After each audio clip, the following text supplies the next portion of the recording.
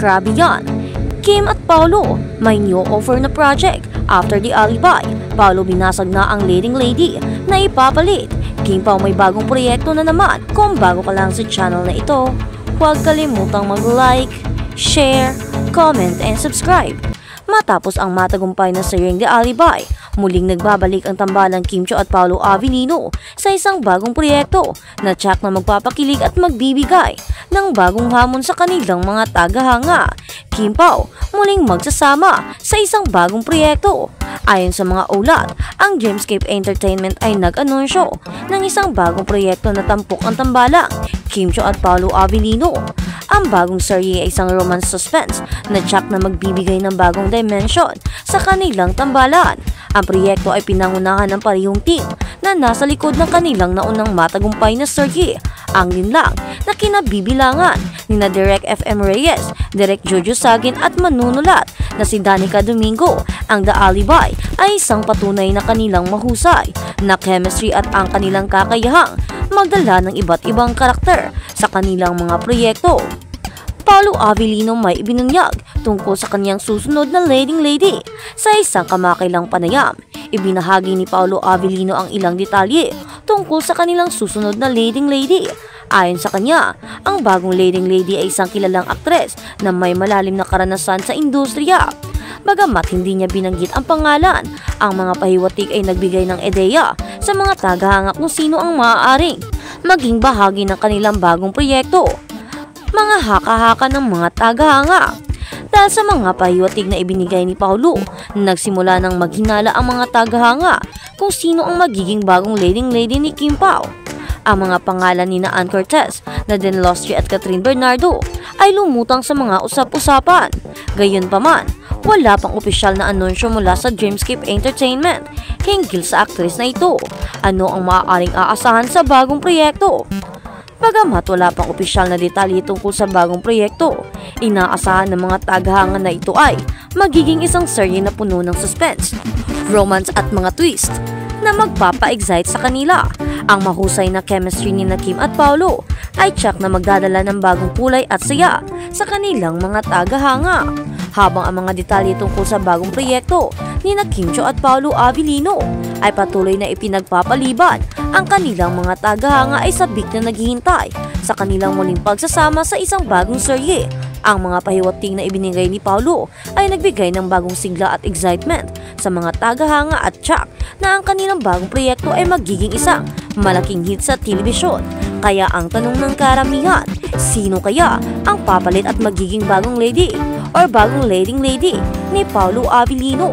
Ito ba ay isang baguhang aktres o kilalang aktres? Sino kaya sa tatlo na naiibigan o ibinibigay na pangalan? Sino kaya sa kanila ang magiging bagong leading lady at bagong aktres ni Paolo Avellino? Pero ang tanong, paano na si Kim? Sino ang magiging kapartner niya?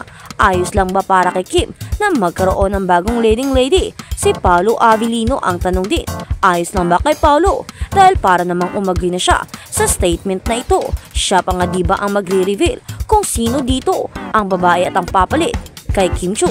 Pero hindi man niya pinangalanan, pero inamin niya magkakaroon siya ng bagong leading lady. At sa kabilang banda, Kim Pao forever. Paano naging ultimate on-screen obsession sina Kim Chiu at Paolo Avellino sa mundo ng mga teleserye Pinoy? Kakaunti ang mga pagpapares na nag-alabs na kasing liwanag o kasing bangis, gaya ng Kim Pao, Kim Chiu at Paolo Avellino na dating mga solo artist. Nagniningning na ngayon bilang isang love team na may bihirang staying power at lumalaking star appeal. Paano nga? Ang electric duo ni na Kim Chiu at Paolo Avellino ay may mga tagahanga na tumutuon, naglalag on, nag-stream ng walang tigil at ngayon ay binging sa Netflix kung saan ang kanilang hit series na Lindang ay naghahari sa #1 spot sa Pilipinas.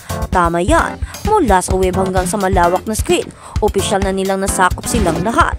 Hindi lang nakabihag si Lindang, kumonsumo ito mula sa suspense pack na premiere nito sa Prime Video. Ang palabas ay naging instant sensation na dulot ng hilaw na kahinaan ni Kim at ang simmering intensity ni Paolo. Pagkatapos ay dumating ang tidal wave nang dumapo ito sa I1 TFC.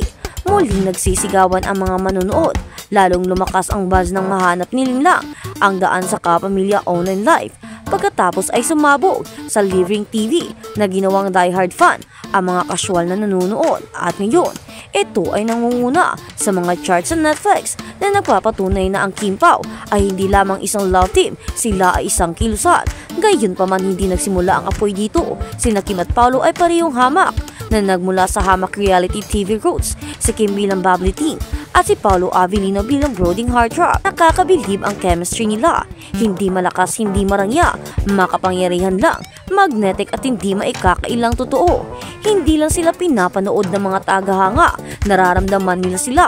Isang matagal na sunyap, isang pabulong na linya, isang sinisingil na katahimikan. Bawat sandali sa pagitan ni Kim at Paolo ay may bigat. It's kilig, yes, but also catarrest, heartbreak, tension release. At panatili nitong bumalik ang mga madla para sa higit pa. Walang hanggan ang kanilang freedom at fandom. Ang pag-i-edit ng TikTok ay nagiging viral sa ilang minuto. Ang mga fan group ay kumikilos sa buong kontinente. Kung ito man ay isang red carpet sighting, behind the scenes na banter o misteryosong post sa Instagram. Ang hinariya hindi lamang paghanga, ito ay pagsamba. Patuloy na nabubuo ang momentum ng Kim Pao mula sa My Love Will Make You Disappear hanggang sa What's Wrong with Secretary Kim. Ang bawat proyekto ay nagdaragdag ng bagong layer, mapaglaro, maalinsangan, nakakasakit ng puso, nakakatuwa. Hindi sila nakakahon. Sa mga tropa, binabaluktot nila ang mga ito, sinisira ang mga ito at muling isinusulat ang ito sa bawat tungkulin. Sa isang industriya kung saan ang pagpaparis ay kumikislap sa isang season, ang Kim Pao ay nag-aalab sa init, grit at kaluluwa. Hindi sila naririto para lumandi sa tagumpay. Nandito sila para magmamay-ari ito. At kung ang linlang ay anumang indikasyon, nasaksihan lang namin ang pagbungad sa pagkilos. Sina Kim at Paolo ay nakatakdang mag-apoy muli sa mga on-screen sa kanilang papating na drama na alibay at hindi na kailangan ng mga tagahanga ng anumang dahilan para manatiling nakadikit. Ang tandem na ito ay hindi lamang nagbabalik, sila ay naghahanda para sa isang tumatalon sa mas mataas na antas at hindi mo rin talaga maikakaila kung gaano kalakas at kung gaano kaganda ang tandem ni Kim at Paolo. Isama mo pa ang mga supportive fans nilang dalawa.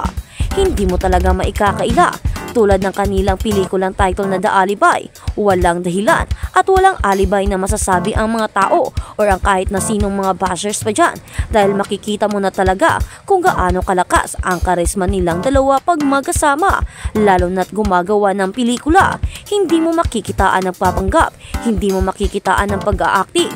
Ang makikita mo talaga ay pawang katotohanan.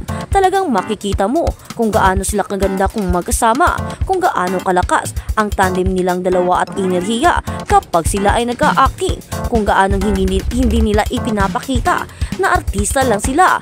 Parang ipinapakita nila na ang sitwasyong kanilang pinapakita ay totoo, na talagang silang dalawa ay mag-on at minamahal ang isa't isa, na parang ang bawat katagang binibitawan nila ay makatotohanan. Walang haklong ang